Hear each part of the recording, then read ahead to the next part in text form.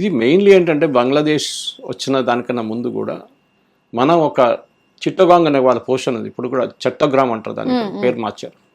Hindu majority ఉండే independence టైంలో. East Pakistan వాళ్ళు బ్రిటిష్ వాళ్ళు డివైడ్ చేసినప్పుడు చిట్టగాంగ్లో ఉన్న వాళ్ళు హిందువులు ఏమన్నారంటే మేము 90% హిందువులు ఇక్కడ, మమ్మల్ని భారతదేశంతో కలుపుకోండి, అటువైపు నార్త్ ఈస్ట్ వైపు కలుపుకోండి అంటే నెహ్రూ వద్దన్నారు. ఆలోచించండి ప్లీజ్. వీఆర్ సింధు లాగానే, సింధు వాళ్ళు కూడా అదే అన్నారు కదా. బలూచిస్తాన్ వాళ్ళు అన్నారు మాకు వీళ్ళతో సంబంధం లేదు పాకిస్తాన్తో, మమ్మల్ని భారతదేశంలో కలుపుకుంటే అంటే నెహ్రూ గారు ఏమో వద్దు అన్నారు. పొలిటికల్ బ్లండర్స్, నెహ్రూ చేసిన పొలిటికల్ బ్లండర్స్ అసలు కౌంటే లేదు. 62 జరిగిన చైనా వార్, 65 జరిగిన 2 చైనా వార్లు మనం ఓడిపోయాం. కృష్ణ మేనన్ మెయిన్ ఫాట్ అప్పుడున్న డిఫెన్స్ మినిస్టర్, ఆయన ఒక నెహ్రూ చంచా ఉండే, అసలు ఆయనకి డిఫెన్స్ మినిస్టర్ అంటే ఏం తెలియదు. ఫస్ట్ ఇండియాలో జరిగిన స్కామ్ అని చెప్పించిండు, జీప్ స్కామ్ అని చెప్పి, అది ఇంకో పెద్ద స్టోరీ. అది పాత జీపులు కొనుక్కొని కొత్త జీపులు బిల్లు పెట్టేసి శాంక్షన్ చేయించుకున్నాడు నెహ్రూతో. ఇదన్నీ జరిగింది ఆ టైంలో. సో మనం చూస్తే హిస్టారిక్లీ మనం చాలా మంది అంటారు ఇప్పుడు ఎందుకు మళ్ళీ నెహ్రూని గుంజుకొస్తున్నారు అంటే, హిస్టరీ ఎప్పుడు మర్చిపోకూడదు, ఎందుకంటే ఆ హిస్టరీ మళ్ళీ తిరిగి వస్తుంది ఒకరోజు. అది ఇంగ్లీష్లో అంటారు history has a habit of repeating it self అని. అది మేము చూసుకుంటే ఏ పోర్షన్ అయినా లోకంలో మళ్ళీ అది తిరిగి వస్తుంది. రష్యా యుక్రెయిన్ ఉండొచ్చు, ఏదైనా ఉండొచ్చు, ఇజ్రాయెల్ గాజా ఉండొచ్చు, ఇదన్నీ పాత ప్రాబ్లమే, మళ్ళీ మళ్ళీ తిరిగి వస్తుంది అది.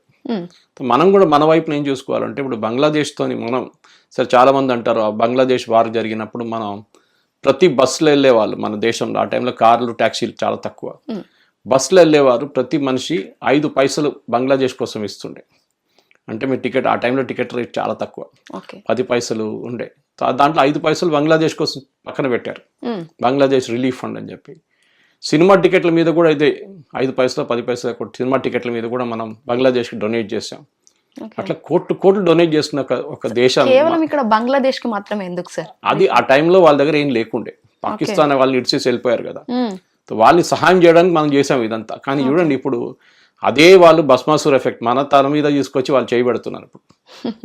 సో వాళ్ళని మనం ఎందుకు సహాయం ఇవ్వాలి? ఇవ్వక్కర్లేదు.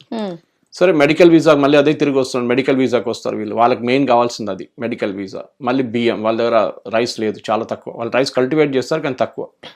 కానీ అక్కడ కూడా మనం సహాయం చేస్తున్నాం వాళ్ళకి. మళ్ళీ ఇది వరదలు వచ్చినప్పుడు మళ్ళీ మనం సహాయం ఇచ్చినాం వాళ్ళకి, వీ గేవ్ రిలీఫ్ మెటీరియల్స్. చాలా మంది అడుగుతారు ఎందుకు ఇచ్చినాం, వాళ్ళకి ఇవ్వకూడదు కదా, మనం ఇది ఇట్లాంటి పనులు చేస్తున్నారంటే కరెక్ట్. ఇంకోటి ఏంటంటే ఇప్పుడు నిన్న రాత్రి కూడా ఇంకో ఛానల్ డిబేట్లో, లైవ్ డిబేట్లో నన్ను అడిగారు, బంగ్లాదేశ్లో ఉన్న 1 కోటి మంది హిందువులు ఉన్నారు ఇప్పుడు.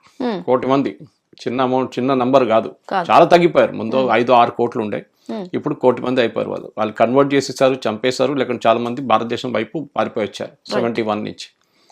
ఆ హిందువుల్ని మనం ఇక్కడ పిలిపించుకోద్దా అని అడిగారు యాంకర్ నా దగ్గర. Yes, good question. ఎందుకంటే మనం సిటిజన్షిప్ అమెండ్మెంట్ యాక్ట్ ఎందుకు తీసుకొచ్చాం? దానికోసమే. బంగ్లాదేశ్, పాకిస్తాన్, ఆఫ్ఘనిస్తాన్లో ఉన్న హిందూ, పార్సీ, సిక్, జైన్ ఈ కమ్యూనిటీ వాళ్ళ మీద దాడులు జరుగుతున్నాయి ఎప్పటి నుంచో. పాకిస్తాన్లో 14% హిందువులు ఉన్నాయి, ఇప్పుడు 1% కూడా లేరు.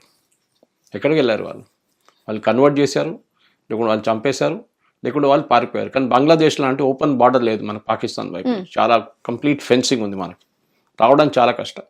సో మోదీ గవర్నమెంట్ తీసుకొచ్చే చట్టం ఏంటంటే సిటిజన్షిప్ అమెండ్మెంట్ యాక్ట్లో వీరు మన వైపు వచ్చేస్తే వీళ్ళు ఎక్కడికి వెళ్తారు? సౌదీ అరేబియాకి వెళ్ళలేరు కదా, యెమెన్కి వెళ్ళలేరు కదా, ఏ ముస్లిం కంట్రీకి వెళ్ళలేదు, ఏ నేపాల్ కూడా వెళ్ళలేరు వాళ్ళు. మన వైపు వచ్చేస్తే భారతదేశంలో, ఎందుకంటే మహాత్మా గాంధీ గారు చెప్పారు అప్పుడు బిఫోర్ 47 చెప్పారు that we have a responsibility towards our people అని చెప్పారు. నెహ్రూ లియాఖత్ ప్యాక్ట్ అని ఒక ప్యాక్ట్ ఉండే, 48లో అనుకుంటాను సైన్ చేశారు, ఆర్ 1950. ఆ ప్యాక్ట్ క్లియర్గా రాశారు మీ కంట్రీలో ఉన్న మైనారిటీస్ని మీరు చూసుకోవాలి అని. సో లియాఖత్ అలీ సైన్ చేశారు అప్పుడున్న పాకిస్తాన్ ప్రధానమంత్రి. వాళ్ళు పాటించుకోలేదు, మనం పాటించుకున్నాం. మన దగ్గర ఉన్న ఆ టైంలో ఉన్న 14% ముస్లిమ్స్ ఇప్పుడు 35% అయిపోయారు. కానీ పాకిస్తాన్లో ఉన్న 14% 1% పడిపోయింది. బంగ్లాదేశ్ ఉన్న 18 నుంచి 24% ఇప్పుడు 2% అయిపోయింది. ఆ 1 కోటి మందిలో ఎంతమంది భారతదేశం వైపు వస్తారో మనకు తెలియదు. వాళ్ళ ఇల్లు వాళ్ళంతా అక్కడే ఉంది కదా మొత్తం, దాన్ని ఇడిసి రాలేరు వాళ్ళు. కానీ టెంపరీగా ఒక సొల్యూషన్ క్రియేట్ చేసి ఎవరన్నా రావాలనుకున్న వాళ్ళని మనం పిలిపించుకోవాలి ఇక్కడికి, మన వైపు వచ్చి మన సిటిజన్షిప్ ఇవ్వాల్సి. మన కాంగ్రెస్ వాళ్ళు కూడా వ్యతిరేకించకూడదు, ఎందుకంటే మహాత్మా గాంధీ చెప్పారు అది, దట్ వాళ్ళకి ఎప్పుడైనా ప్రాబ్లం ఉంటే వాళ్ళు మన దేశం వైపు రావచ్చు. నెహ్రూ లియాఖత్ అలీ ప్యాక్ట్లో కూడా అది ఉంది, that we will take care of a minorities. మీరు టేక్ కేర్ చేయలేదు, so we will bring it back Pakistan నుంచి. బంగ్లాదేశ్తో అయితే అప్పుడు లియాఖత్ అలీతో సైన్ చేసిన ప్యాక్ట్ ఈస్ట్ పాకిస్తాన్ కూడా అప్లికబుల్ ఉండే ఇప్పుడున్న బంగ్లాదేశ్ కోసం. ఓకే సో వాళ్ళని పిలిపించుకోవాలి మనం భారతదేశంకి. కానీ మమతా బెనర్జీ లాంటి వాళ్ళు భయపడతారు. ఓకే ఆల్రెడీ ఒక పెద్ద మటువా కమ్యూనిటీ అని అక్కడ బంగ్లాదేశ్లో వెస్ట్ బెంగాల్ ఉంది. 1 కోటి మంది ఉన్నారు వాళ్ళు. ఆల్మోస్ట్ 80 లక్షల నుంచి 1 కోటి మంది ఉన్నారు. వాళ్ళు వచ్చి ఒక 30 సంవత్సరాలు అవుతుంది. వాళ్ళకి ఇప్పుడు దాకా సిటిజన్షిప్ ఇవ్వలేదు. వాళ్ళు హిందువులు దానికోసం. కానీ అక్కడి నుంచి వచ్చిన ముస్లిమ్స్కి దొంగ సర్టిఫికేట్లు తయారు చేసి అన్ని చేసి సిపిఎం వాళ్ళు ఈ మమతా బెనర్జీ కలిసి వాళ్ళకి సిటిజన్షిప్ ఇప్పించేశారు. ఓటర్ ఐడి కార్డు సిటిజన్షిప్ ఇవ్వకుంటే కూడా ఓటర్ ఐడి కార్డు, దొంగ ఆధార్ కార్డులు అన్నీ తయారు చేశారు. కానీ అక్కడి నుంచి వచ్చిన మత కమ్యూనిటీకి ఇవ్వట్లేదు. ఎందుకంటే వాళ్ళు హిందువులు. భయం ఏంటంటే వాళ్ళు బీజేపీకి ఓటేస్తారేమో అని.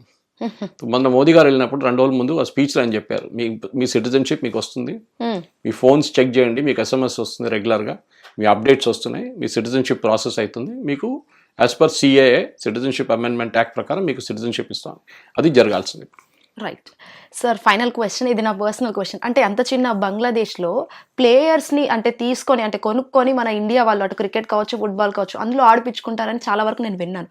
అది ఎంతవరకు కరెక్ట్ అని సార్? క్రికెట్ వాళ్ళు, ఫుట్బాల్ నాకు ఎక్కువ తెలియదు కానీ క్రికెట్ ఎస్, మన IPLలో ఉన్నారు కొంతమంది. డెఫినెట్గా వాళ్ళు రారు. ఇప్పుడు ఓకే మనం పిలిస్తే కూడా వాళ్ళు రారు. ఎందుకంటే వాళ్ళకి కోట్లు మనం ఇస్తున్నాము. 3 కోట్లు, కోటి, కొంతమందికి 2 కోట్లు పెట్టి కొనుక్కున్నాం IPLలో. ఓకే అట్లాంటి డబ్బులు వాళ్ళు బంగ్లాదేశ్లో వాళ్ళ కళలో కూడా వాళ్ళు రాదు ఆ డబ్బులు వాళ్ళకి. Yes, definitely there be a boycott. India Bangladesh matches కూడా జరగదు, అది కూడా ఉంటుంది క్రికెట్లో. అది కాకుండా అక్కడి నుంచి వచ్చే ప్లేయర్ని కూడా మనం తీసుకోకూడదు, వాళ్ళు కూడా రారు ఇప్పుడు IPLలో. BCCI ఒక డిసిషన్ తీసుకొని ఉంటారు ఇప్పుడు దాకా, that we will not take any Bangladesh player into our team. అది జరగాల్సింది. పొలిటికల్ మెసేజింగ్ చాలా ఇంపార్టెంట్. నేను దీనికన్నా ముందు కూడా చెప్పాను చూడండి, పొలిటికల్ మెసేజింగ్ అంటే ఏంటి?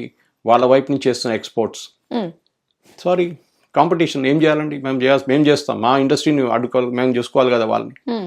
మా ఇండస్ట్రీ, మా దగ్గర ఉన్న తిరుపూర్లో, ఉద్యానాల్లో ఉన్న వాళ్ళని మేము చూసుకోవాలి. So we are supporting them. దాంట్లో సబ్సిడీ ఇస్తున్నారు, మీరు కూడా ఇవ్వండి, no problem.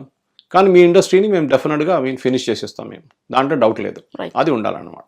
Right, thank you so much sir, చాలా మంచి ఇన్ఫర్మేషన్ షేర్ చేసుకున్నారు. సో చూసారు కదా, చాలా వరకు నాలెడ్జ్ పరంగా అయితే పిల్లలకు కావచ్చు, పెద్దలకు అందరికీ యూజ్ అవుతుంది. మరో ఎపిసోడ్తో మళ్ళీ నేను ముందుంటాను. అప్పటిదాకా కీప్ వాచింగ్ హిట్ టీవీ. నమస్తే. హిట్ టీవీ యాప్, ఇందులో short news, live news, entertainment shows, movies, digital magazines తో పాటు మీ జిల్లా వార్తలను కూడా ఫ్రీగా చూడొచ్చు. ఇంకెందుకు ఆలస్యం, వెంటనే హిట్ టీవీ యాప్ ని డౌన్లోడ్ చేసుకుని ఫ్రీగా ఎంటర్టైన్మెంట్ పొందండి. Hit TV app. Hit TV app. Please download hit TV app. Hit TV app ని ఫ్రీగా డౌన్లోడ్ చేసుకుని ఎంజాయ్ చేయండి. మీకు నచ్చిన ఎంటర్టైన్మెంట్ కోసం హిట్ టీవీ యాప్ ని ఫ్రీగా డౌన్లోడ్ చేసుకుని ఎంజాయ్ చేయండి. హిట్ టీవీ యాప్ ని డౌన్లోడ్ చేసుకుని ఆస్వాదించండి, ఆశీర్వదించండి. ఇంతమంది సెలబ్రిటీలు హిట్ టీవీ యాప్ ని డౌన్లోడ్ చేసుకోండి అని చెప్తున్నారంటే ఎంత మంచి యాప్ ఆలోచించండి. అమెరికా అమెరికా అమెరికా అమెరికాలో చదవాలనుకునే వాళ్ళకి విశ్వసనీయమైన పేరు మన శౌర్య కన్సల్టెన్సీ. UK లో 1 year masters, UK లో 1 year masters, 2 years work permit up to 5 years visa. Contact Saurya Consultancy. Contact 89851 89851.